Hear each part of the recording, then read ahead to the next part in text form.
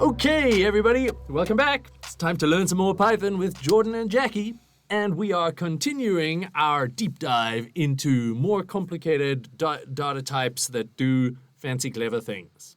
And today we're looking at strings. Strings, another object. Yep. Yeah, again. We've used strings, but we haven't really started showing you how awesome and powerful they are. Yeah, so like the one you have on the screen, it's time to learn some Python with Jordan and Jackie. Yeah. So again, these double quotes, and then we print the screen. So it's worth noting that in many ways, strings are the same as lists. Yeah. They share a lot of properties with lists, but they are optimized for dealing with text. And why is that it's simply a list of characters. Indeed. Right? It is just a list of symbols, characters. So here you Letters print numbers. it, but if you use the similar syntax with square bracket to target the third index, so the fourth character. Yeah, indeed. Let's try that. Here Okay. we have the S. Yeah. So again, the fourth character because it's the Yeah, 1, Index 2, 3, three. 4. Well, so index 0, index 1, index 2, index 3. Yeah. So much of what we told you about lists also applies to strings. So we're not going to, you can do all of this indexing to reference or to change and blah, blah, blah. But so what we're going to focus on today is a small selection of the useful methods that come associated with a string object. And just quickly, so again, same website, W3 Schools. So here is strings. Here's all the subsections. Everything and just look at how many massive. methods we've got. So we can't even begin to cover this, but it's really powerful things that let you do all sorts of useful stuff if what you're trying to do is manipulate text. Yeah, and everything of that list is your string dot and the name of the methods. Yeah. So let's start with an easy one. Let's say we want to know how long our string is. Yeah, that's a tricky thing because that's not going to work like that. Oh, you're right. It isn't. It isn't because programming languages are assholes. Yeah, we are making little traps in our scripts. So what it actually needs to be is len of str1, right? And that's actually a good one to cover that we haven't covered in the and it list applies video. to lists as well, doesn't it? So here what we want is to check the length of our string. 53 characters, apparently. Yeah. And I tell you, it is absolutely infuriating that it doesn't follow the usual syntax. Yeah. So maybe it's because len is a more general built-in function in Python that can be used on all sorts of things, I guess. Yeah. But still, it's super annoying. So if we want to know how long our string is, I need to go len, open bracket, and then the string. For all of these other ones, which I suppose technically means that isn't a method of the... So there we go. For all of the other ones, what we want to do is go str1 dot. Yeah. All right, so let's look at a nice intuitive one. Upper. Does it have brackets? So upper, yeah.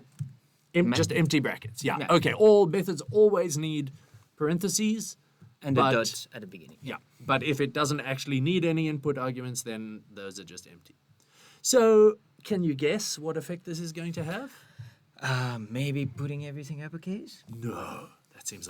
Oh my God, now it's shouting at me. It's time to learn some Python with Jordan and Jackie. But actually, Jackie has a headache today, so maybe what we should do instead is lower. Try to whisper to me. It's time to learn some Python with Jordan and Jackie. Okay. But then you've got our point. Yeah. You can play with... There are endless of methods to play with string in that sense. And so here, the way we're using them is we're applying the method to the string, and then we're immediately printing. But you could also go str2 equals str1 dot lower. And continuing your journey of playing with the strings. Yeah, so if you wanted to make more modifications, that would be the way to do it. And, yep, there we go. And also, if I am not mistaken, we can just change the thing itself. And just so that you know something different is happening here, I'm going to shout it. No, I won't. I'll do it quietly with my voice. Oops. Oh, No. because Oh, now because that- I'm yeah. still printing. Yeah. Yeah. Whoops. Okay, so there we go. So now it's actually permanently changed. Well, until we run the program again. For the rest of the program, string 1 has now Right. changed into the uppercase. So version so of so now itself. we can play a little bit further. I see the replays in our list. We could try to replace and say it's not with Jordan and Jackie, but with Jordan and Yeah. Anique. Okay. Yeah. So in that case, you're gonna, instead of upper, you're gonna use replace, and then you're this gonna one needs an argument, right? yeah, so Two arguments. You're gonna look for what you want to replace. So for instance, Jordan, yeah, why not? And then another name, so you replace that name. Who's Yeah. this Bob guy trying to muscle me out? Okay, let's see. Huh. All right. And yeah, that's really cool. And it's cool that it can handle the fact that Bob and Jordan are different length words. Yeah. Yeah, so that sort of thing, if you were like processing data that was stored in a text file, might be really helpful. And something to check, if you have two-time Jordan, what happens if it's replacing all of them? But again, here Yeah. you show that we are not expert of that specific function. So let's just see. So I mean, if I just change the original Yeah. to Jordan and Jordan, and let's say I'm trying to take over, but Jackie's like, nah, I'm trying to take over. And we get Yeah, Jackie so and Jackie. as many Jordan as there is in Yeah. the sentence will be replaced. Yeah. So you could also do weird things and just make your text look kind of funny. So T features a bit. Whoops. So we could replace all instances of T with B. pretend I have a lisp. Oh yeah. So replace it with F. There we Is go. If Fime Foo learn some Python with Jordan and Jackie. Yeah. Yeah, hilarious. Okay, so that's the sort of thing that replace does. Let's see what split does. Yeah.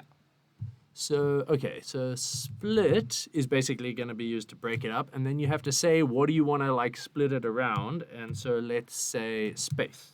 Mm-hmm. I think that's all. And it's a very convenient way to very quickly go from one sentence to a list individual of words. Yeah. So I'm gonna make this something else because this is probably gonna turn into a different data type. So let's see if have I done this right?